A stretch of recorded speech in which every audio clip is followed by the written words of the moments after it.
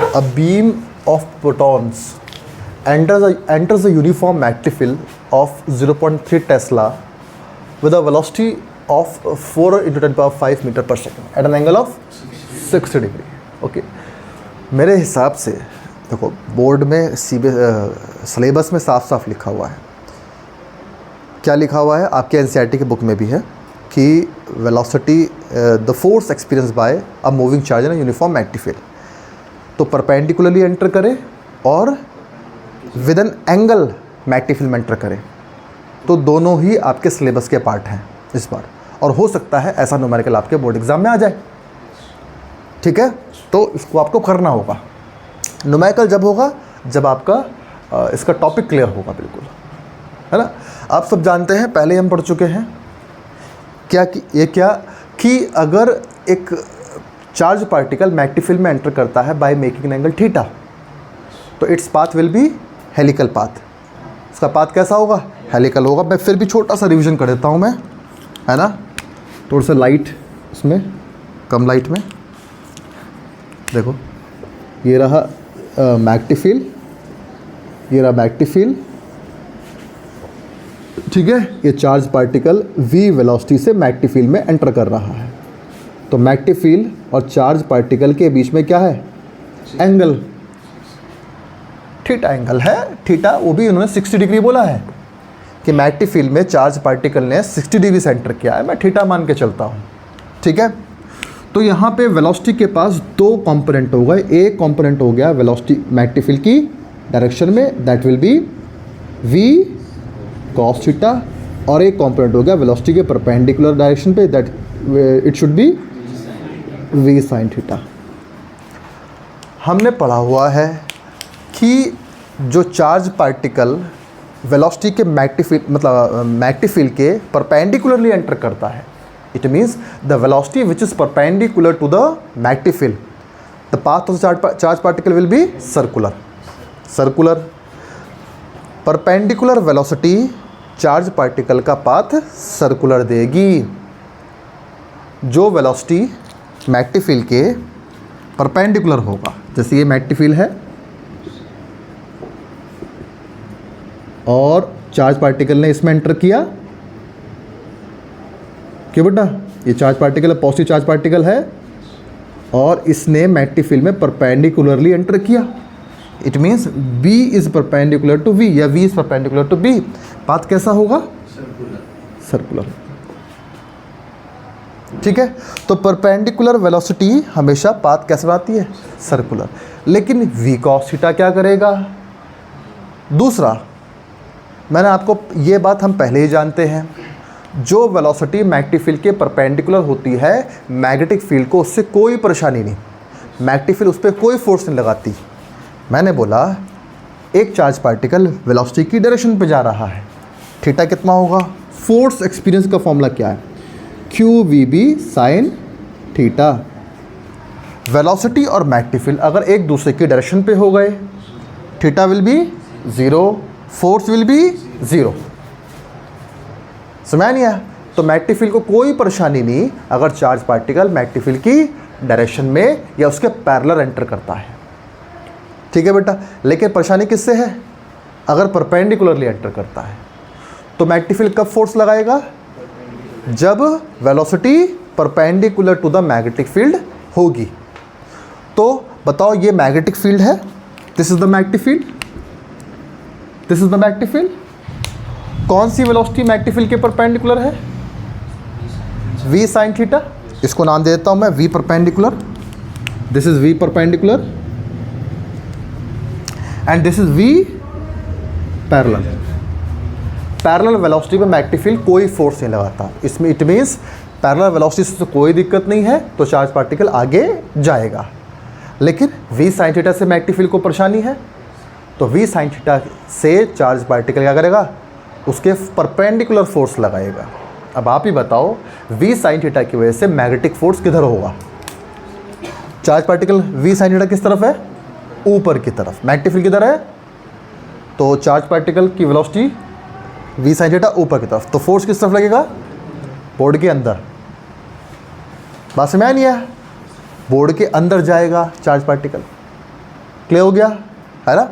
तो जो फोर्स लगेगा लगातार, अब जैसे मान लो ये चार्ज पार्टिकल ऐसा गया बोर्ड के अंदर, डायरेक्शन चेंज हुई, अभी वेलोसिटी किस तरफ है, वेलोसिटी है मेन वेलोसिटी इस तरफ है, v sin थीटा किस तरफ है, ऊपर की तरफ, तो उस पर फोर्स लगेगा इस तरफ। आप खुद देखो, इमेजिन करो v इस तरफ है, v sin थीटा इस तरफ है, तो v sin थीटा के परपेंडिकुलर फोर्स लगेगा, तो चार्ज पार्टिकल क्या करेगा, v sin थीटा क्या किस तरफ जाएगा, इस तरफ। क्यों? अगर फोर्स ये मान लो v sin थीटा है और फोर्स इस तरफ लगा, तो फोर्स क्या करता है, वेलोसिटी की डायरेक्शन को चेंज करता है, तो इस तरफ कर देगा। अब जैसे ही वेलोसिटी ने अपना डायरेक्शन चेंज किया, तो फोर्स फिर से डायरेक्शन चेंज कर लेगा अपनी, क्योंकि फोर्स को क्या होना पड़ता है, वेलोसिटी के परपेंडिकुलर। तो अभी कैसा पाथ होगा, गोल गोल गोल। तो कैसा पाथ करेगा ये, ऐसा, है ना। अभी तो गोल, v sin थीटा की वजह से कैसा होगा, गोल। मतलब कहने की बात ये है, चार्ज पार्टिकल ऐसे चक्कर लगाएगा, सर्कल दिख रही है, लेकिन v cos थीटा की वजह से चार्ज पार्टिकल आगे भी जाएगा। तो आप सोचो पाथ कैसा होगा, पाथ ऐसा होगा, ये ऐसा, दोनों वेलोसिटी आ गई, v sin थीटा की वजह से गोल घूमना और v cos थीटा की वजह से आगे चलना। समझ में आया नहीं आया, क्लियर। तो इसका पाथ होगा इस तरीके से, वहाँ चक्कर लगा के आया, फिर ऐसे, फिर ऐसे, फिर ऐसे, दिखता है, समझ में आया नहीं आया, ठीक है। लेकिन कंसर्न हमारा ये नहीं है, हमारा है find the radius of the helical path. हमें रेडियस निकालना है। रेडियस निकालने के लिए अभी हमने न्यूमेरिकल किया था, क्या होगा, सेंट्रीपिटल फोर्स, या तो R बराबर mv/qb डायरेक्ट लगाओ आप, ठीक है। वरना याद रखो कि यहाँ पे जो मैग्नेटिक फोर्स होगा वही क्या देगा, सेंट्रीपिटल फोर्स के बराबर होगा।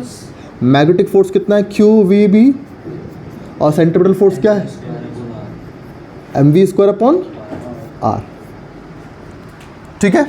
वेलोसिटी से वेलोसिटी कैंसिल हुआ, r will be equals to mv/qb, लेकिन तुम्हारी यहाँ r इज इक्वल्स टू, लेकिन मेन बात है ये v कौन सा है, ये वाला v रखें, ये वाला v रखें, या ये वाला v रखें, कौन सा v है ये, रेडियस कौन रख रहा है, रेडियस कौन बना रहा है, v sin थीटा बना रहा है।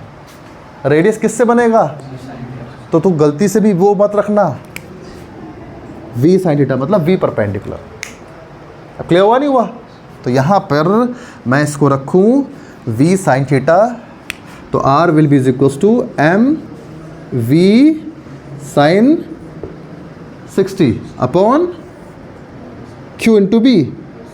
q कौन है, चार्ज ऑन इलेक्ट्रॉन और प्रोटॉन इंटू बी।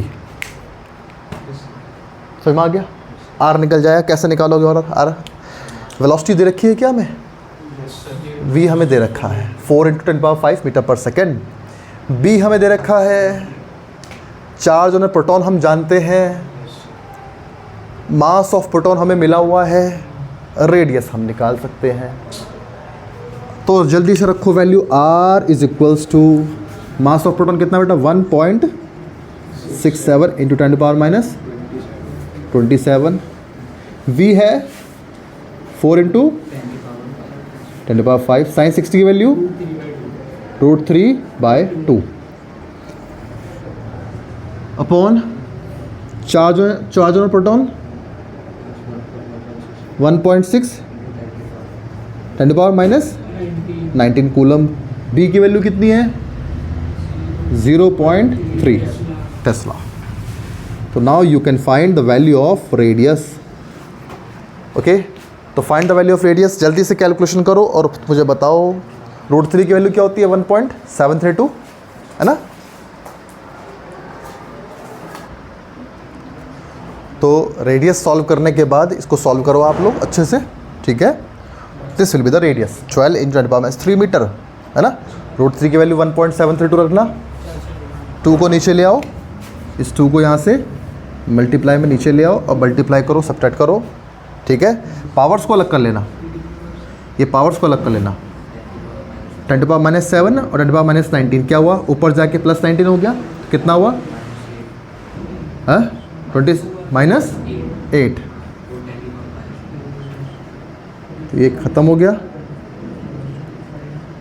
क्यों बेटा, और 10⁻+5 और हो गया तो कितना हो गया -3, है ना। तो अब सॉल्व कर लोगे, ये वैल्यू आएगी। ठीक है दीपांशु, देखो बेटा इस तरीके से हमें सॉल्व करना है। पावर पहले सॉल्व कर लो एक तरफ, नंबर्स को एक तरफ कर लो, वैल्यूज रख के मल्टीप्लाई करके फटाफट काम करना है। पावर्स को अलग सॉल्व किया करो। लास्ट में 10⁻³ मीटर आ गया अपना, ये चीज़ सही है। इसको सॉल्व करोगे तो कितना आएगा 12। ठीक है बेटा, है ना, 12 के आसपास आएगा। अब क्या निकालना है, हमने निकाल दिया find the radius of the helical path. अच्छा, helical path also find the pitch of the helix. Pitch क्या होता है, एक रोटेशन में कितना आगे चला। जैसे चूड़ी होती ना, उसकी किसकी स्क्रू की, तो आपने एक रोटेशन किया, कितना अंदर गया वो स्क्रू, एक घुमाया, एक चक्कर लगाया, कितना अंदर गया। जैसे ये बॉटल है, तो इस बॉटल को मैंने एक रोटेशन घुमाया, कितना ऊपर आया, जितना ऊपर आया ये वो क्या होगी 1, स्क्रू गेज में होता है ना, पढ़ा हुआ है ना, जितना ऊपर आया वो क्या होती है 1 पिच। तो कितना लीनियर डिस्टेंस, पिच क्या होती है लीनियर डिस्टेंस। लीनियर डिस्टेंस को कवर करने के लिए लीनियर वेलोसिटी चाहिए, मतलब वन डायरेक्शन वेलोसिटी चाहिए। अब ये बताओ पिच कवर करने में कौन सी वेलोसिटी हेल्प कर रही है, v cos theta, parallel velocity. तो पिच इज इक्वल्स टू होगा, pitch PITCH, pitch is equals to v cos theta. भाई ये तो डिस्टेंस है एक तरीके से, लीनियर डिस्टेंस। डिस्टेंस बराबर क्या होता है, वेलोसिटी इनटू टाइम। एक साइकिल में लगा हुआ टाइम को हम बोलते हैं time period, velocity into time period. क्यों भाई, हाँ टाइम पीरियड में क्या, एक साइकिल में कितना टाइम लगा है। ठीक है, तो v cos थीटा तो पता है अपन को, टाइम पीरियड निकालना है। तो टाइम पीरियड कैसे निकालोगे, t बराबर क्या होता है, डिस्टेंस अपॉन वेलोसिटी।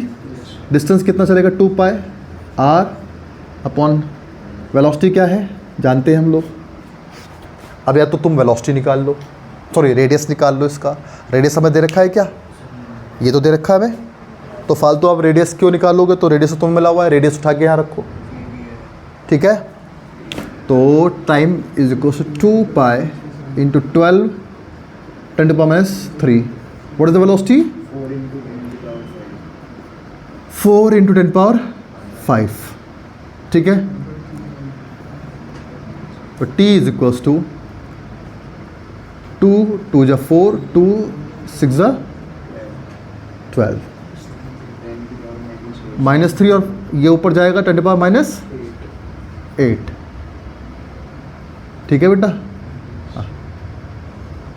अब ये हो गया अपना कंसेप्ट, तो ये आ जाएगा कितना 6π, और पाई की वैल्यू क्या होती है 3.14। तो टाइम पीरियड निकाल लो, कितना आया 6 इंटू 3.14 इंटू 10⁻⁸ सेकेंड। ठीक है, बताओ मल्टीप्लाई करके बताओ कितना आया, जल्दी बताओ।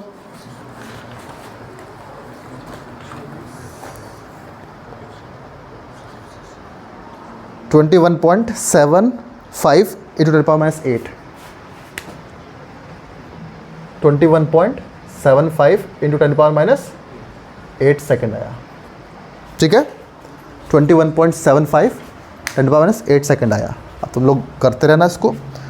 तो v कितना है बेटा 4 इंटू 10⁵ कॉस यहाँ पे 60 आएगा, तो कॉस 60 की वैल्यू क्या होती है 1/2, और टाइम पीरियड कितना आया 21 पॉइंट इंटू 10⁻⁸ आ जाएगा पिच। सॉल्व करके पिच देखो कितना आएगा पिच, ये सॉल्व करके बताओ। ये आएगा 43.5 इंटू 10⁻⁵, 43.5 इंटू 10⁻⁵,